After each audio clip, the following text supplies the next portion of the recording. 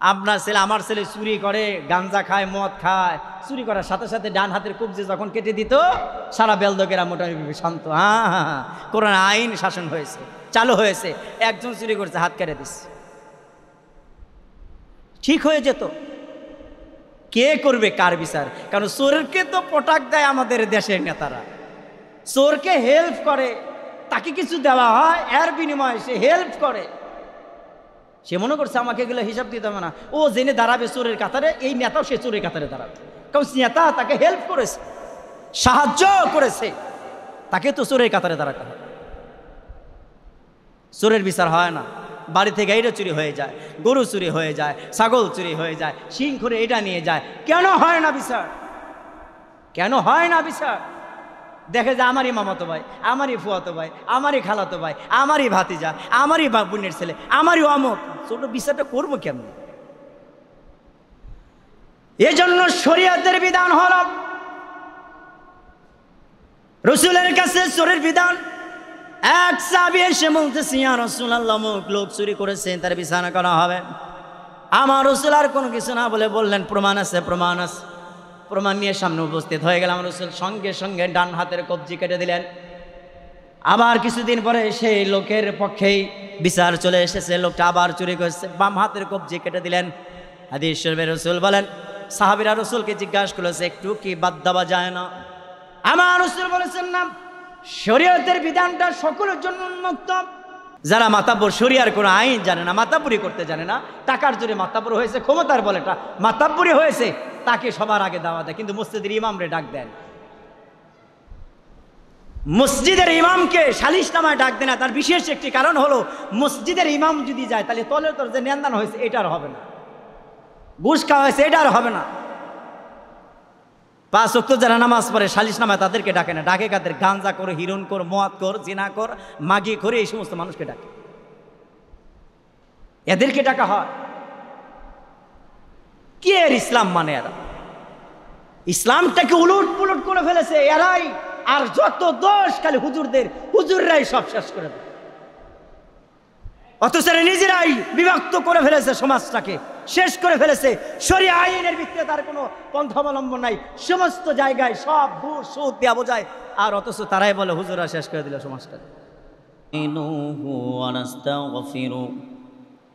ونؤمن به ونتوكل عليه ونعوذ بالله من شرور أنفسنا ومن سيئات أعمالنا من يهده الله فلا مضل له ومن يضلله فلا هادي له ونشهد أن لا إله إلا الله وحده لا شريك له ونشهد أن سيدنا وسندنا وحبيبنا وقبيبنا وطبيبنا ومحبوبنا ومرشدنا ومولانا محمدا عبده ورسوله. أعوذ بالله من الشيطان الرجيم. بسم الله الرحمن الرحيم. والذين كفروا وكذبوا بآياتنا أولئك أصحاب النار هم فيها خالدون. بسم الله الرحمن الرحيم. يا أيها الذين آمنوا صلوا عليه وسلموا تسليما.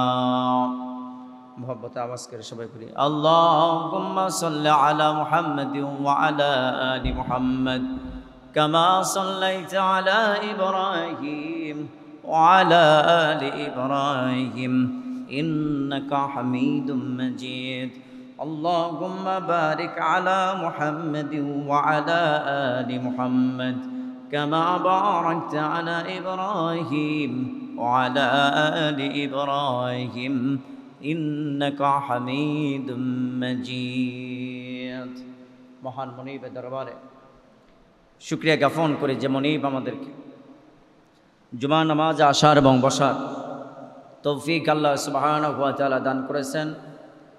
এই জন্য মনিবের দরবারে আওয়াজ করে বলি আলহামদুলিল্লাহ।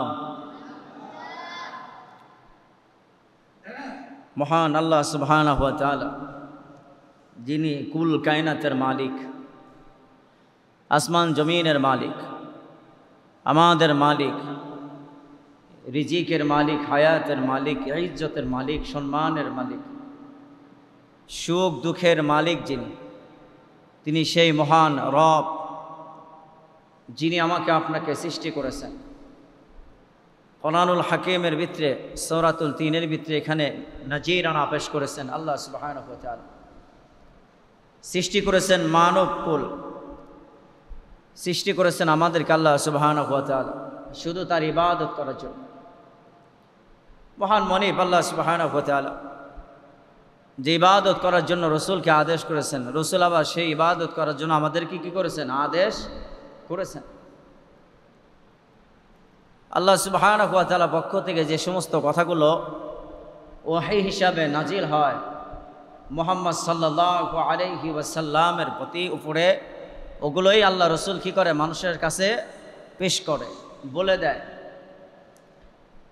এটা বাধ্যতামূলক নয়। আল্লাহ রসুল সাল্লাল্লাহু আলাইহি ওয়াসাল্লাম বলেন, আল্লাহ আমাকে জানিয়েছে। হেদায়েতের মালিক তো আল্লাহ সুবহানাহু ওয়া তাআলা।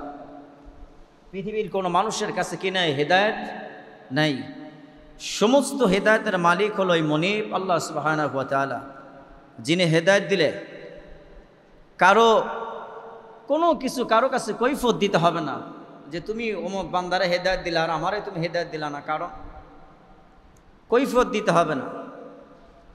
সেই মহান মনিব আল্লাহ সুবহানাহু ওয়া তাআলা অত্যন্ত মহব্বত করে আমাদেরকে মসজিদে আসার কি করেছেন? তৌফিক দান করেছেন।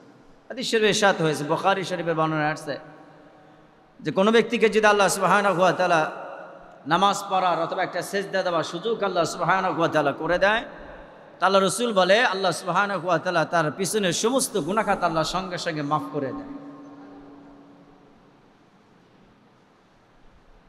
এই ঘোষণাটা হলো মহান আল্লাহ সুবহানাহু ওয়া তাআলা পক্ষ থেকে, যে মনিব আল্লাহ সুবহানাহু ওয়া তাআলা কুল কায়নাতকে সৃষ্টি করে আশরাফুল মাখলুকাত হিসাবে আমাকে আপনাকে মনোনীত করেছে।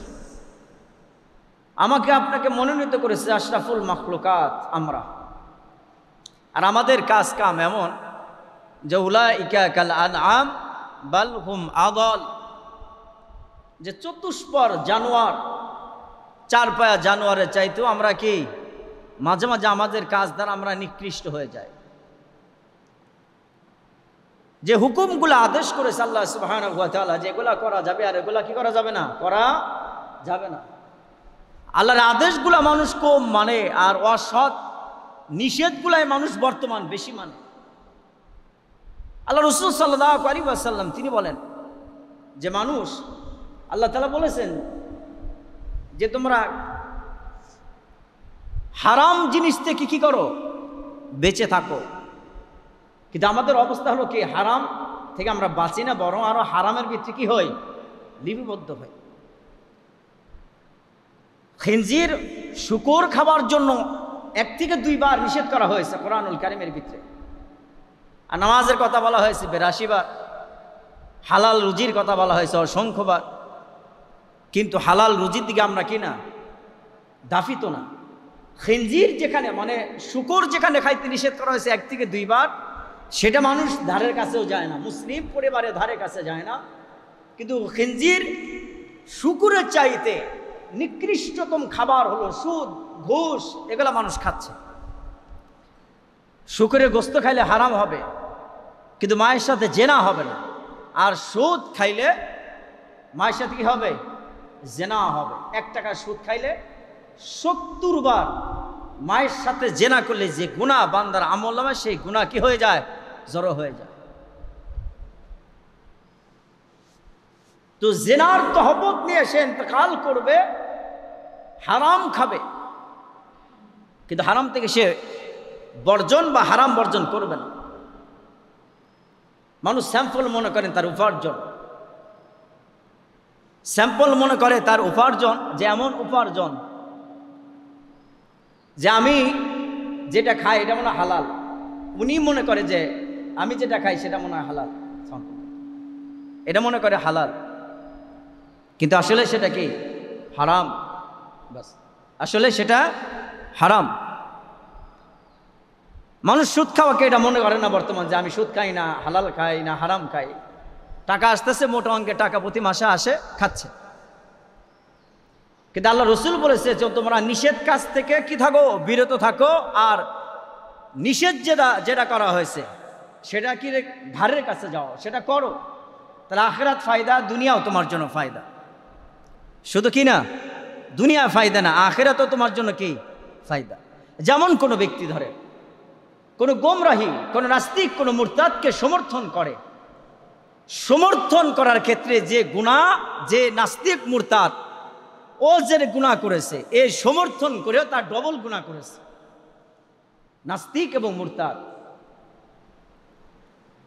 বর্তমানে এখন যে অবস্থায় চলছে, ফরিউদ্দিন মাসুদ আর রফিকুল ইসলাম মাদানিকে নিয়ে শাহবাগে গণজাগরণ মঞ্চকে যে সমর্থন করেছিল, আমাদের অনেক ওলামা ইকরামের ওস্তাদ, যিনি অনেক শায়েখদের ওস্তাদ, তিনি ফরিউদ্দিন মাসুদ, তিনি শাহবাগে সেটাকে সমর্থন করেছিল। গণজাগরণ মঞ্চ, যেখানে দেহ ব্যবসা হয়েছে, অবাধে মিলন হয়েছে, জেনা হয়েছে, সেই জায়গাটা তিনি সমর্থন করেছিলেন। এবং আল্লামা দেলোয়ার হোসেন সাইদি রহিমুল্লাহ তাআলা রহমতুল্লাহ আলাইহির ফাঁসিও দাবি তিনি করেছিলেন। এই থেকে নিয়ে টল হচ্ছে বর্তমানে ফেসবুকে ঝড় তাকে নিয়ে। কিছু আছে তার পক্ষে, কিছু আছে তার বিপক্ষে। কিন্তু আসলে আমাদের বুঝার শক্তির অভাব কম, যে আসলে ন্যায় নীতির জায়গায় থাকবে কে? হক যারা, দ্বীনি হক যারা, তারা ন্যায় নীতি থাকবে। আর এটা রাসূলের হাদিস। জামানার শেষ প্রান্তে গিয়ে মানুষ এক একজন এক এক মুখী হয়ে যাবে স্বার্থ হাসিল করার জন্য, এক একজন এক এক মুখী হয়ে যাবে স্বার্থ হাসিল করার জন্য, নিজের ফায়দা লুটানোর জন্য এক এক পন্থা অবলম্বন করবে। কিন্তু রাসূল বলেছেন একটা দল জান্নাতে যাবে যেন কোরআন এবং হাদিস দেয়া প্রচলিত এবং চালায় এবং নিজের জীবন চলে কোরআন এবং হাদিসদের আর সাহাবীদের সুন্নত মোতাবেক। এই দলটাকে আল্লাহ বিনা হিসাবে জান্নাত দান করে দিবে। সুবহানাল্লাহ।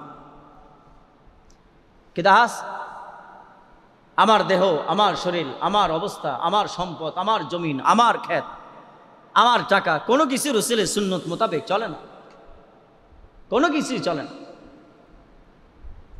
আদর্শ তো এমন একটা জিনিস যে মানুষ এক এক নেতার আদর্শ অন্তরে লালন করে, কিন্তু সবচাইতে গুরুত্বপূর্ণ যিনি নেতা মুহাম্মদ রাসূলুল্লাহ সাল্লাল্লাহু আলাইহি ওয়াসাল্লামের, সে নবীর আদর্শ কয়জন মানে?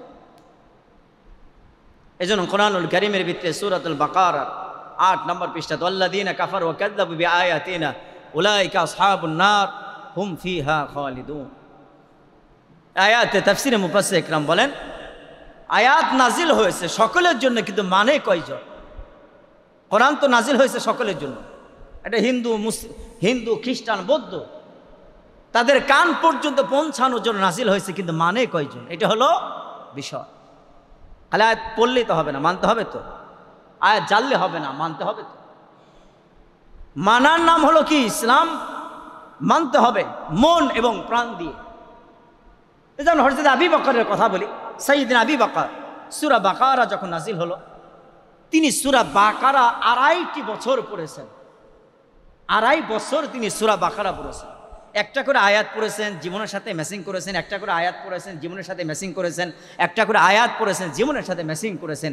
এভাবে করতে করতে 2.5 বছর লেগেছে তার সূরা বাকারা পড়তে। আমাদের 2-3 ঘন্টা হলে শেষ হয়ে যায়। আমাদের কি হয়? 2-3 ঘন্টা হলে শেষ হয়ে যায়। আর সাইয়্যিদিনা আবু বকর 2.5 বছর তিনি কি করেছেন? সূরা বাকারা পড়েছেন, নিজের জীবনের সাথে ফিট করেছেন, ম্যাচিং করেছেন।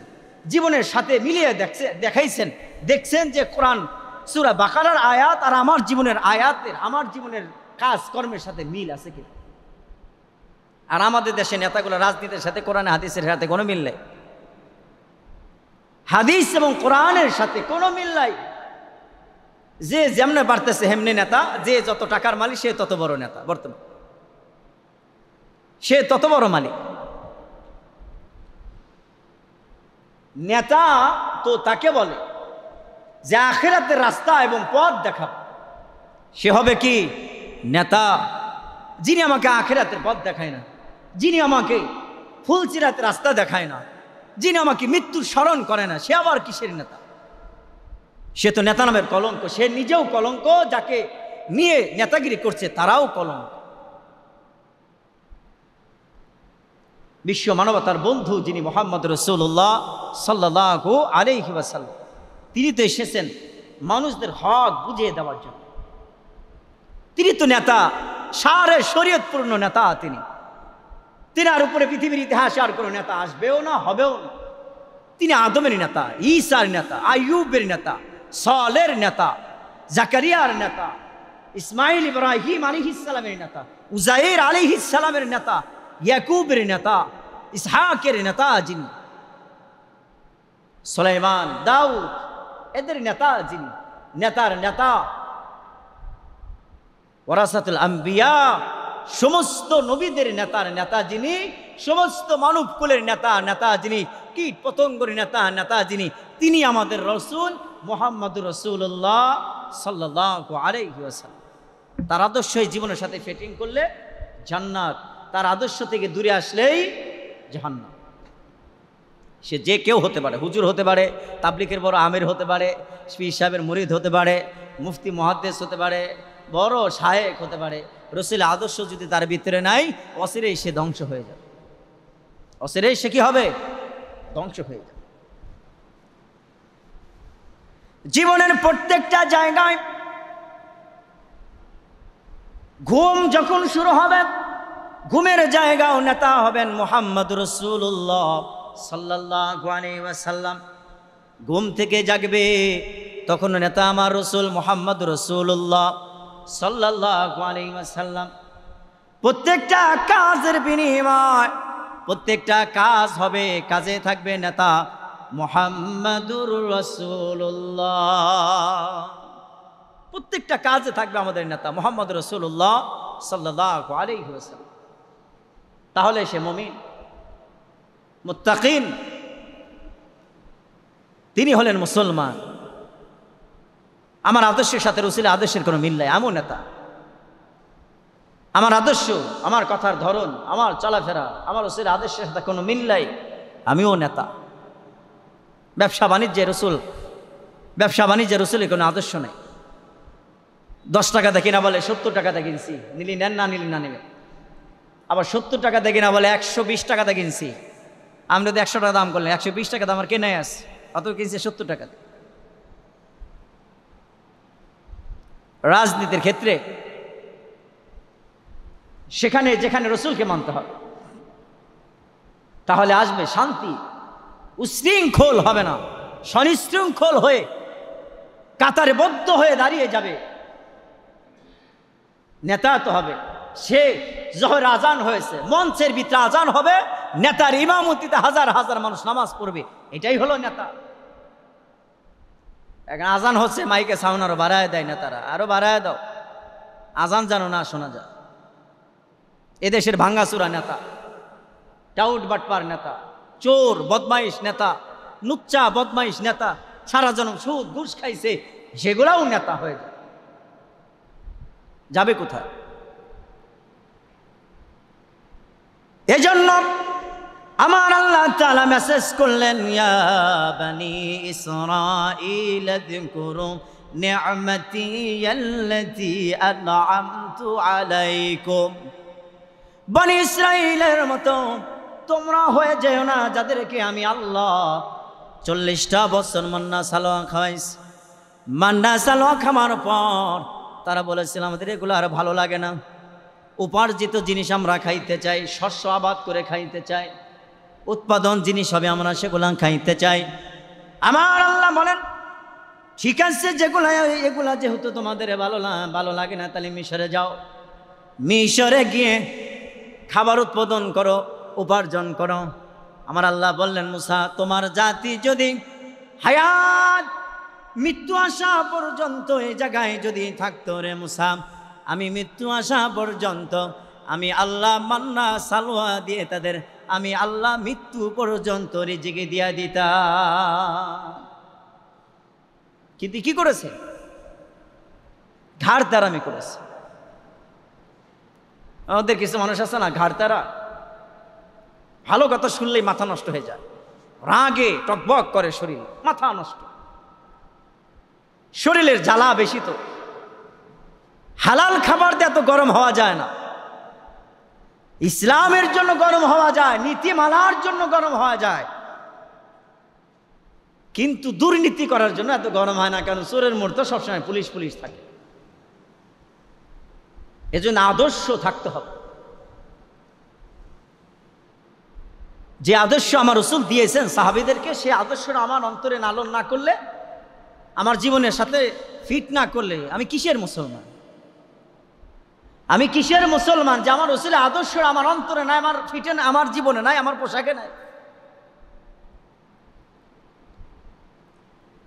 যে পোশাকটাও জান্নাতের একটা কি হবে, পন্থা হবে, সুন্নতি লেবাস, জান্নাতে যাওয়ার একটা রাস্তা হবে, সুন্নতি লেবাস।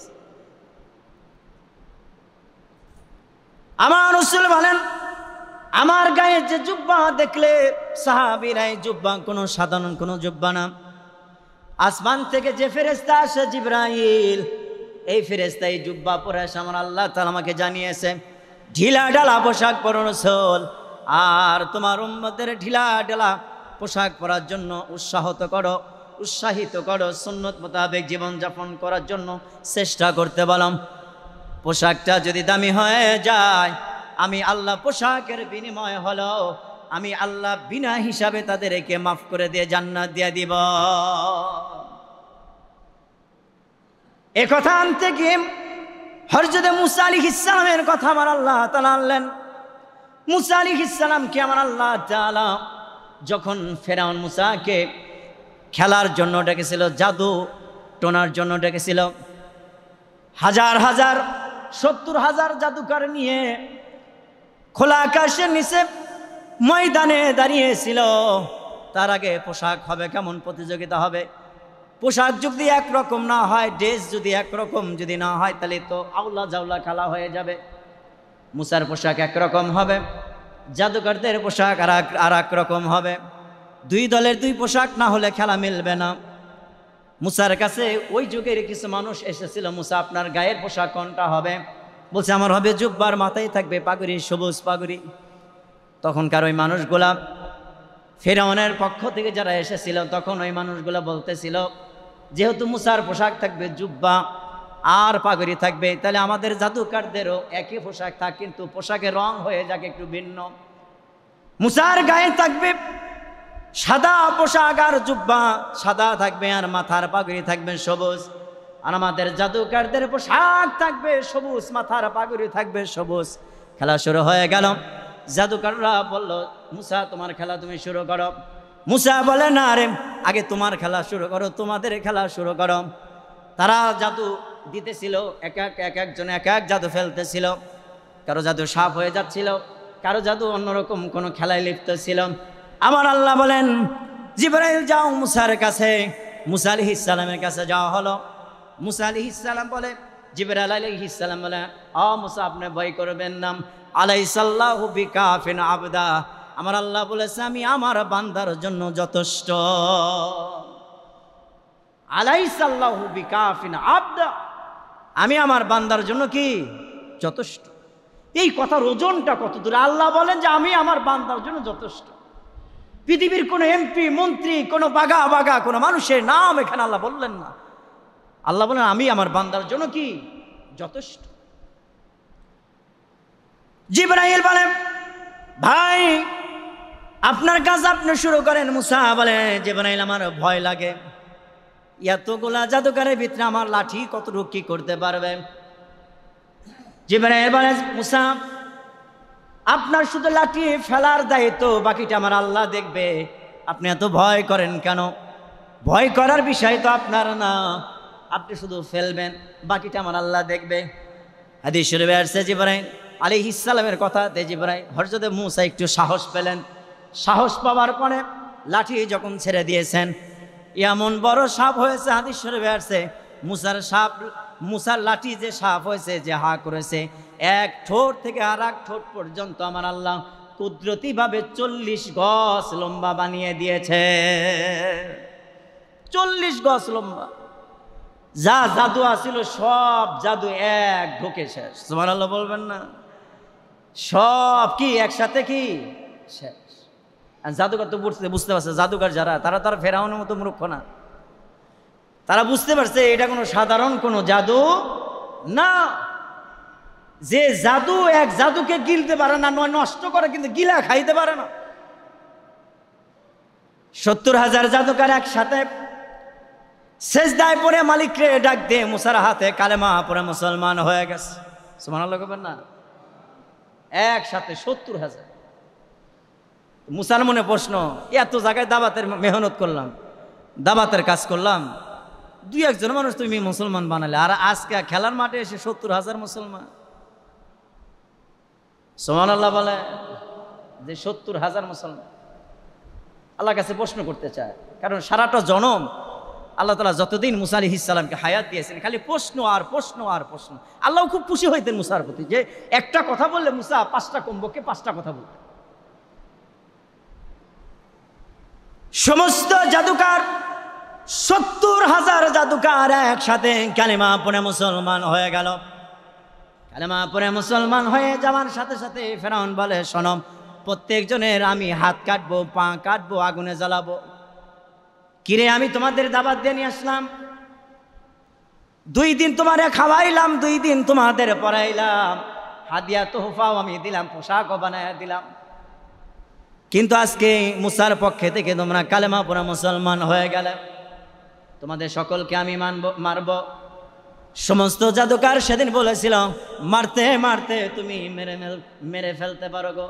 ফেরাউন শোনো, যে মুসার প্রতি ঈমান এনেছি আর মুসার আল্লাহর প্রতি ঈমান এনেছি, মারতে মারতে যদি মেরেও ফেলো, সেই ঈমান থেকে 1 চুল পরিমাণ, আমরা 1 চুল পরিমাণ পিছপা হয়ে যাব না।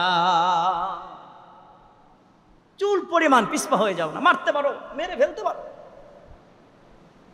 মুসা বলে, আল্লাহ 70,000 মানুষকে তুমি কালেমা পড়ে মুসলমান বানালে, এত দাওয়াতের মেহনত করলাম, তুমি আল্লাহ তাদেরকে আবার শহীদি মর্যাদা দান করলে।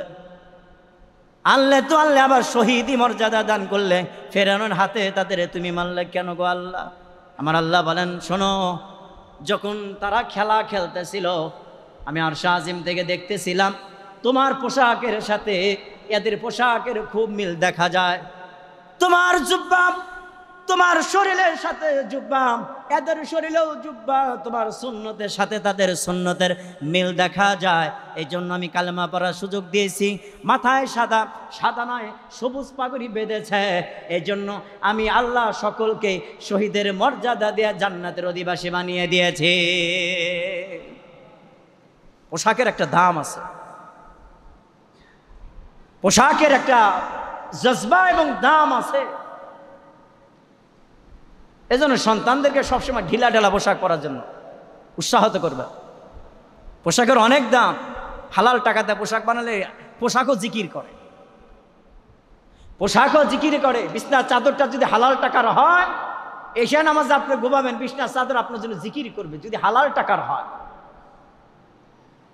আর আপনি যদি হারাম খায় থাকেন, তাহলে তো খাইছেন, মরছেন তো মরছেন। এরা জিন্দা থাকতে আপনি মরা। এরা মুসা আলাইহিস সালামের আল্লাহ, এখনো তো সেই আল্লাহ আছে, একটু তো চেঞ্জ হয় নাই। ওয়াল হাইয়ুল কাইয়্যুম লা তাখুযুহু সিনাতু ওয়ালা নাওম। পরিবর্তন হয় নাই তো, নাকি আল্লাহ বুড়া হয়ে গেছে? আমার আপনার মতো দাড়ি মারি একটু লাল হইতেছে, পাকা শুরু হয়েছে, মানে বুড়া না, সে আগের আল্লাহরে পাওয়ারই আছে। এই জন্য জবান নাগাম দিয়ে চলা, জবানটা যেন ফাহশা কোনো কথা যেন বের না হয়ে যায়। জবানটা হেফাজত করা দামি দৌলত। হযরত আবু বকর সিদ্দিক রাদিয়াল্লাহু তাআলা তিনি জিহ্বা টেনে টেনে বের করতেন আর বলতেন, জিহ্বা, তোমার কারণে আমাকে আসামির কাঠগড়ায় দাঁড়াতে হবে হাসরে, তুমি বেশি কথা বল। কিছু মানুষ তো দেখবেন ফোনে কথা শুরু করলে আর শেষ হয় না, হাজারে টাকা পয়সা ওঠায় মিনিট টিনিট উড়ায় ফুরাইতে হবে, তো কাজ নাই কাম নাই, এক কথা যেখানে বললে শেষ হবে সেখানে 20 কথা বলবে, জেনে 20 কথা বললে শেষ হবে সেখানে কমপক্ষে আধা ঘন্টা এদিক সেদিক করে আধা ঘন্টা শেষ করবে। জবানের হেফাজত করা, এই জন্য আল্লাহ সূরা তিনের ভিতরে বলেছেন, ওয়াত্তিনি ওয়াজ্জাইতুন ওয়া তুরি সিনিন ওয়া হাযাল বালাদিল আমিন। সুন্দর করে গঠনতন্ত্র ভাবে এমন গঠন দিয়ে মানুষ তৈরি করেছেন আল্লাহ সুবহানাহু ওয়া তাআলা। পৃথিবীর কোন জীব জন্তু কেমন সুন্দর করে তৈরি করেন। আবার এদের ব্যাপারে আল্লাহ ফতোয়া দিয়েছে, উলাইকা কাল আনআম বাল হুম আদাল, এরা চতুষ্পদ জানোয়ার চাইতেও নিকৃষ্ট, এরা চতুষ্পদ জানোয়ার। এই জন্য আদর্শ সমস্ত জায়গায় আদর্শ লাগবে কার? মুহাম্মাদুর রাসূলুল্লাহ সাল্লাল্লাহু আলাইহি ওয়াসাল্লাম। সমস্ত জায়গায় আদর্শ লাগবে। ওনার আদর্শ ছাড়া, রসুলের আদর্শ ছাড়া কেউ জান্নাতে যাইতে পারবে না। ভারতের একজন রসুলের চরিত্র নিয়ে কথা বলেছে, এই যে আমি 2-3 দিন ধরে সোশ্যাল মিডিয়াতে, ফেসবুকে, ইউটিউবে এটা ভাইরাল। মুম্বাই ঘেরাও করার জন্য মুসলিমরা উঠে পড়ে লেগেছে, ওইখানে তার বাড়ি, মুম্বাই তার বাড়ি। রসুলের চরিত্রের উপর তহমত দিয়েছে। আরে আমি যদি আশিকে রসুল হয়ে যাই, খাঁটি আশিকে রসুল হয়ে যাই, খাঁটি আশিকে রসুল যদি সত্যিকারের রসুলে আশিক হয়ে আমি এই কথা বলার সাথে সাথে তো আমার মনের ভিতরে একটা অন্যরকম ভাব তৈরি হবে যে যদি লোকটারে পাইতাম,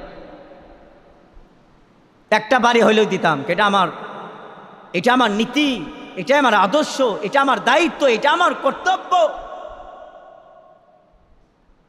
আর আমি আশিকে রসুল, রসুলের চরিত্রে না কথা বলা হয়, আমি মোটামুটিভাবে কিছুই জানি না, আমি মুসলমান, আমি কিছুই জানি না। দেশ গড়া হবে না ওই পর্যন্ত যতক্ষণ পর্যন্ত কোরআনের আইন রাজ কায়েম না হবে। দেশ উন্নত হবে না, চরিত্র ভালাই হবে না, চোর ডাকাতি নুচ্চামি বদমাইশি কিছুই বন্ধ হবে না যতক্ষণ পর্যন্ত কোরআনের রাজ ইউনিয়ন পরিষদে না ঢুকবে, ততক্ষণ পর্যন্ত কিছুই হবে না, কিছুই হবে না। আর মানুষের আইন এটা নিজেরা একটু উকিল পাশ করলে, উকিল হয়ে গেলে, জাস্টিস হয়ে গেলে, অথবা উকিল হয়ে গেলে যা মন চায় সে আইনগুলাই তারা পাশ করে। কালকে একজন দেখলাম আইন পাশ করছে যে দ্বিতীয় যদি কেউ বিবাহ করতে চায় তাহলে ইউনিয়ন পরিষদের সালিশ ডাকতে হবে, অনুমতি নিতে হবে বইয়ের। অত শরিয়া বিধান কি? শরিয়া বিধান হলো যদি তুমি দ্বিতীয় বিয়ার সমর্থন করো, সমর্থন থাকে, তুমি বিবাহ করতে পারো। বউ কোনোদিনও তোমাকে দ্বিতীয় বিবাহ করার জন্য অনুমতি দিবে না। তুমি যত বড়ই হেটামালা বেটা হও না কেন, তুমি যেই হও, কোটি কোটি টাকার মালিক, মেয়েরা কোনোদিনও দ্বিতীয় স্বামীকে কি করবে, স্বামীকে দ্বিতীয় বিবাহ করার অনুমতি দিবে না।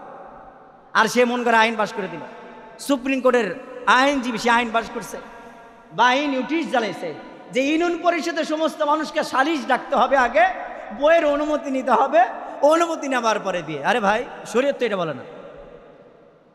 আল্লাহর আইনকে আপনিও আল্লাহর আইনকে অবমাননা করেন।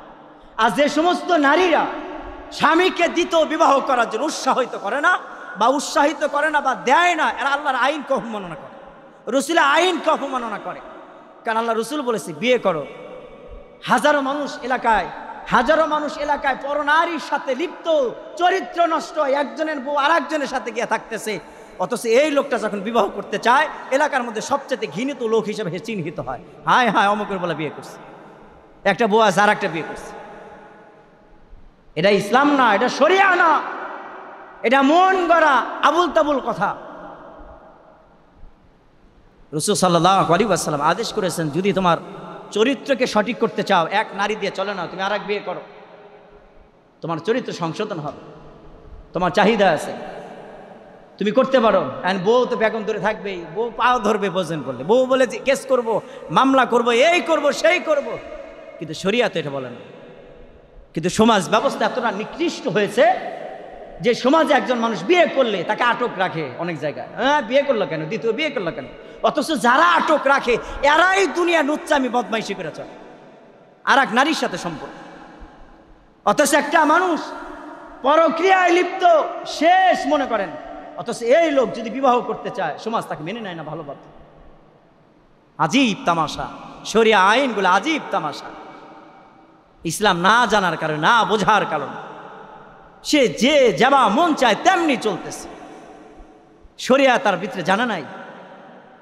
আরে শরিয়া তো দূরের কথা, গোসলে ফরজ কয়টি অনেকেই তো জানে না, ওজুর ফরজ কয়টি অনেকেই তো জানে না, নামাজের ভিতরে আর বাহিরে কয় ফরজ, 13 ফরজ না 17 ফরজ, সারাদিন 5 ওয়াক্ত নামাজের কত ফরজ এটাই তো অনেকে জানে। শরিয়া বিধানে কত তো বাতিয়ে দিলাম, শরিয়া আইনের কথা কি করলাম, বাতিয়ে দিলাম। কিন্তু নিজেদের যে শরিয়া, নিজেদের ভিতরে যেটি আছে এটি তো জানে না অনেক মানুষ। এনে তো উজুর ফরজ অনেকে জানে না, উজুর ফরজ অনেকে কি করে না, জানে না। কে শিখাবে তাকে? তার শিখাও চাহিদা নাই। নামাজের ফরজ কয়টি জানে না, কে শিখাবে তাকে? তার চাহিদা নাই। গোসলের ফরজ সে জানে না। জানাবার গোসল হলে যদি ময়লা লাগে তাহলে সেই কাপড় পরে গোসল করবে না কাপড় ওই কাপড় খুলে গোসল করবে? ওই পানির ছিটা কি আপনার জগের ভিতরে অথবা বালতির ভিতরে পড়তে পারবে না পড়তে পারবে না? অনেকে তো মাসলা জানে না, সেও দাবি করে আমি মুসলমান। সমাজ গোসলের ফরজ জানে না, ওজুর ফরজ জানে না, গোসলের হাকিকত জানে না, নামাজের ফরজ জানে না, অথচ তার দাপট এলাকায় থাকা যায় না। আজীব, তার দাপটে এলাকায় থাকা যায় না। কিরে ভাই, ইসলাম কি একে বলে? ইসলাম কি একে বলে? যারা মাতাব্বর, শরিয়ার কোনো আইন জানে না, মাতাব্বরি করতে জানে না, টাকার জোরে মাতাব্বর হয়েছে, ক্ষমতার বলে মাতাব্বরি হয়েছে, তাকে সবার আগে দাওয়া দেয়। কিন্তু মসজিদের ইমামরে ডাক দেন, মসজিদের ইমামকে সালিশনামায় ডাক দেয় না। তার বিশেষ একটি কারণ হলো, মসজিদের ইমাম যদি যায় তাহলে তলের তল যে নেন্দান হয়েছে এটার হবে না, ঘুষ খাওয়া হয়েছে এটার হবে না। 5 ওয়াক্ত যারা নামাজ পড়ে সালিশনামায় তাদেরকে ডাকে না, ডাকে কাদের? গাঞ্জা কর, হিরণ কর, মদ কর, জিনা কর, মাগি করে এই সমস্ত মানুষকে ডাকে, এদেরকে ডাকা হয়। কি এর ইসলাম মানে? এরা ইসলামটাকে উলট পুলট করে ফেলেছে এরাই। আর যত দোষ খালি হুজুরদের, হুজুররাই সব শেষ করে দেয়। অথচ নিজেরাই বিভক্ত করে ফেলেছে, সমাজটাকে শেষ করে ফেলেছে। শরিয়া আইনের ভিত্তিতে তার কোনো পন্থা অবলম্বন নাই, সমস্ত জায়গায় সব ঘুষ সুদ দেওয়া বোঝায়। আর অথচ তারাই বলে হুজুররা শেষ করে দিল সমাজটা।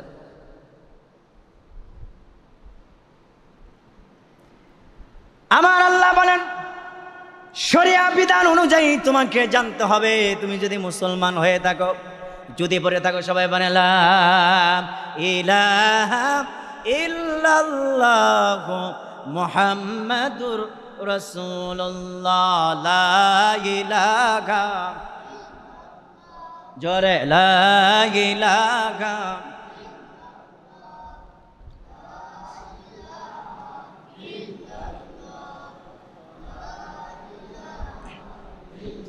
লা ইলাহা ইল্লাল্লাহু মুহাম্মাদুর রাসূলুল্লাহ। শরিয়া আইন যদি কোনো ব্যক্তি না মানে, আল্লাহ রাব্বুল আলামিন বলেন তার জানাজা দেওয়া পর্যন্ত জায়েজ হবে না। শরিয়া আইন মানতে হবে। শরিয়া আইনের ভিতরে 1 নম্বর আইন হলো নামাজ সম্পূর্ণভাবে পড়তে হবে। সমাজের ভিতরে যারা নামাজ পড়ে না, ইসলামের আইন যদি থাকতো তাদের জানাজা হতো না। ইসলামের আইন নাই, এজন্য নামাজ না পড়লেও তার জানাজা হয়ে যায়। বউ পর্দায় থাকে না, সারাটা জনম কোনোদিন বুরকার কোনো বালাই হয় নাই, বুরকা পরে না। গোরস্থানে যখন লাশ নিয়ে যায় চাদর উপরে দিয়ে দেয়, ঢেকে দেয়, চাদর উপরে ঢেকে দেয়, বলে আস্তে দেখায় না, কেউ জানে না দেখে। এটা ইসলামের সাথে বাটপারি করা, শরিয়ার সাথে বাটপারি করা, এর সাথে বেশি কিছু না। যুবক যখন ছিল, টকবকে যখন জোয়ান তরুণী ছিল, তখন রাস্তাঘাটে টোটো কোম্পানির ম্যানেজার হয়ে ঘুরেছে, কিন্তু সে কি করে নাই? বুরকা পরে নাই, পর্দায় থাকে নাই। এই লোকটা যখন ইন্তেকাল করে তখন তার কবরের উপরে বড় ধরনের চাদর ডেকে দেওয়া হয় আর বলা হয় কেউ যেন না দেখে। এটাও লাশের সাথে দুর্নীতি করা, লাশের সাথে দুর্নীতি করা।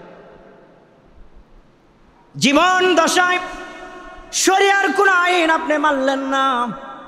আল্লাহ আদেশ করেছেন যে তুমি পর্দায় থাকো, করনা বয়তুকুন্না ওয়ালা তাবাররাজনা তাবাররুজাল জাহিলাতিল উলা। নিজে আল্লাহ বলেছেন তোমরা পর্দায় থাকো, পর্দার জন্য আমজাম দাও, পরিবারটাকে আমজাম দাও পর্দার জন্য। কিন্তু আমি এমন স্বামী, এমন কপাল পোড়া স্বামী, আমার স্ত্রীকে পর্দার কথা বলতেই পারি না। এমন স্বামী আমার। হাদিস শরীফে আসছে, তিরমিজি শরীফের ভিতরে আজকে পড়েছি, ছোট্ট একটা হাদিস আসছে। আমার হাবিবুল্লাহ বলেছেন দায়ুস কোনো মহিলা না, দায়ুস হলো পুরুষ স্বামী। স্বামীকে জিজ্ঞাসা করা হবে মহিলাকে তার স্ত্রীকে পর্দায় রাখছিল কিনা। শুধু ছাগল চড়াইছে আর ব্যবসা করছে আর বাণিজ্য করছে, ছাগল চড়া টাকা নিছে, ছাগল চড়া উন্নতি লাভ করেছে, চাকরি দিয়ে উন্নতি লাভ করেছে, কিন্তু সে পর্দায় রাখে নাই। আমার আল্লাহ বলেন স্বামীকে জিজ্ঞাসা করা হবে, প্রাণের স্বামী আজকে জবাব দিয়ে যাও শরিয়া আইন তুমি কেমন মেনেছিলে। যদি স্বামী যদি শরীয়তের আইন না মানে, আমার আল্লাহ বলেন স্ত্রী দোষে দোষী বানাইয়া উভয় দুইজনকে জাহান্নামে দেওয়া হবে। আমরা শরীরের আইন জানেন না, বোঝেন না আপনি।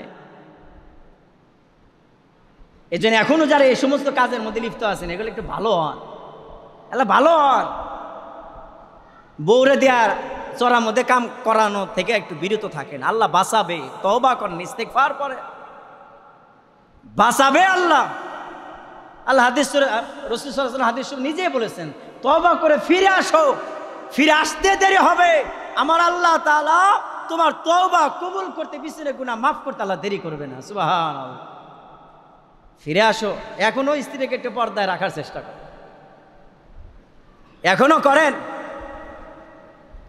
স্বামী কি রং ঢঙের স্বামী, স্ত্রী দিয়ে ব্যবসা করে, স্ত্রী দিয়ে চাকরি করায়, স্ত্রী দিয়ে আপনার চড়া খেতে কাজ করায়, খেত খামারে কাজ করায়। কি ভালো স্বামী সে,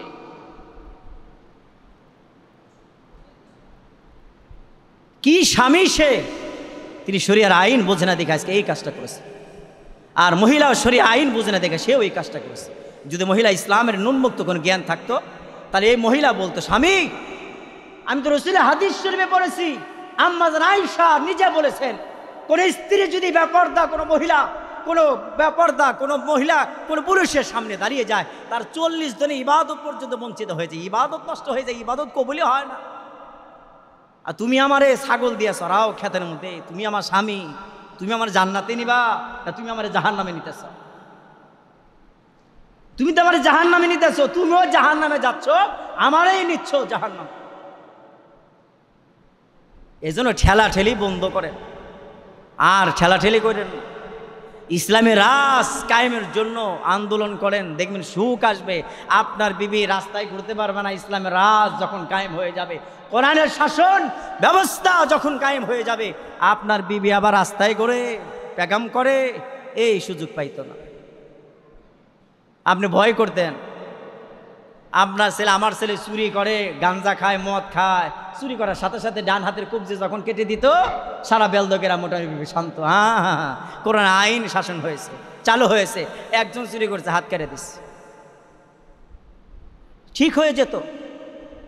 কে করবে কার বিচার? কারণ চোরকে তো পটাক দেয় আমাদের দেশের নেতারা, চোরকে হেল্প করে, তাকে কিছু দেওয়া হয়, এর বিনিময়ে সে হেল্প করে।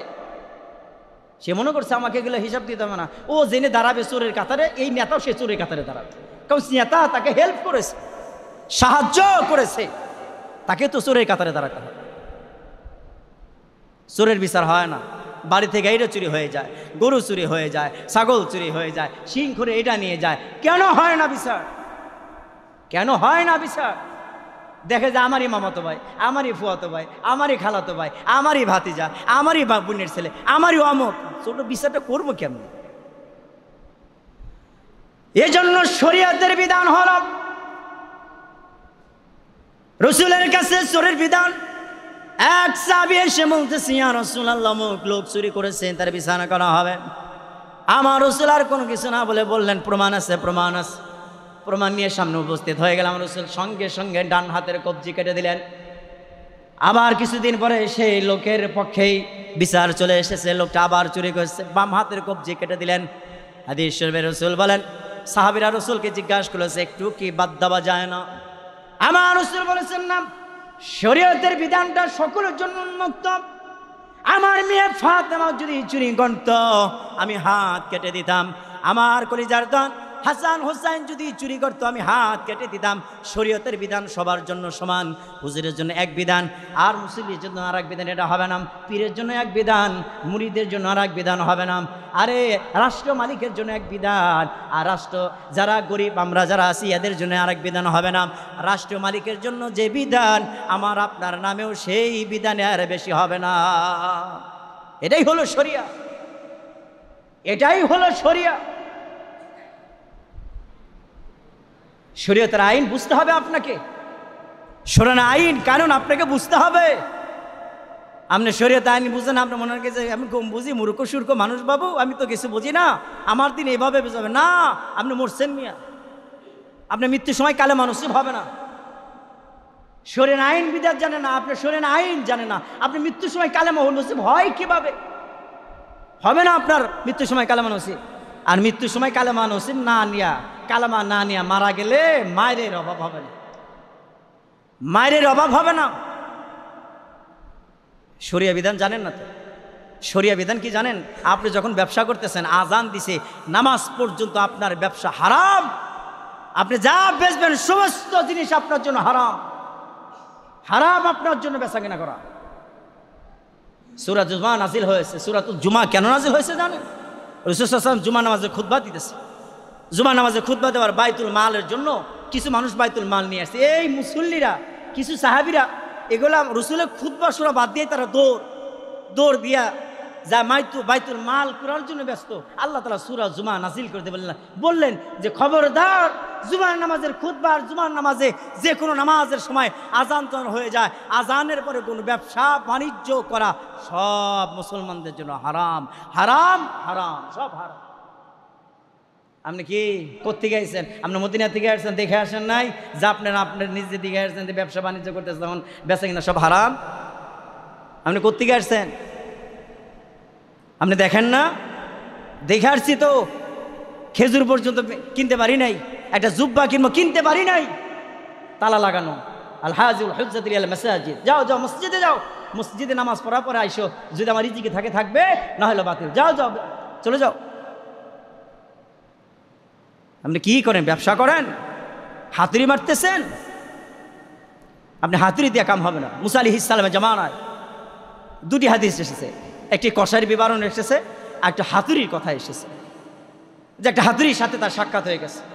মুসা আলাইহিস সালাম নামাজের সময় যাবে, তো হাতুড়ি উপরের দিকে উঠেছে, উপরের দিকে মারবে নিচে, তো উনি না উঠিয়ে পিছন দিকে ফেলে দিছে। মুসা আলাইহিস সালাম তাকে বলছে যে হাতুড়িটা পিছনের দিকে ফেলে দিলে, বলছে মালিকের আজান হয়েছে, এই হাতুড়ি দিয়ে যদি আবার সামনে একটা বাড়ি দেই, হাসরের ময়দানে আমি আসামির কাঠ করে দাঁড়াবো। কেন করা হয়েছে? কেন করা হয়েছে? আরে নামধারী মুসলমান দান খেতে কাজ করবে, যে মাল কাঁচা দেয়া কাজ করে, নামাজ চলে যাচ্ছে, সেও পাক্কা মুসল্লি, নামাজের কোনো খবর নাই, স্যার 2-3 ওয়াক্ত নামাজ একসাথে পড়ে। আরে মুসল্লি কুরবানি গোস্ত বন্টন করতে গিয়া নামাজ শেষ, গোস্ত বন্টনের জন্য সে ব্যস্ত। আরে মুসল্লি, নামাজ ফরজ, অথচ সে মসজিদের সামনে মাগরিব নামাজ হইতেছে, পড়ে না, সে গোস্ত নিয়ে বন্টন নিয়ে ব্যস্ত। যে শরীয়তের আইন তারে বুঝে আপনি কি করবেন বলেন? আপনি শরীয়তের আইন তারে কি বুঝাবেন? সে তো নিজেই অজ্ঞ, বোঝে না। তারা হয়ে যায় সমাজের সবচেয়ে বড় নেতৃস্থানীয় নেতা, তারা হয়ে যায় সবচাইতে বড় মানুষ। এই বড়র বড় কোনো দাম নাই।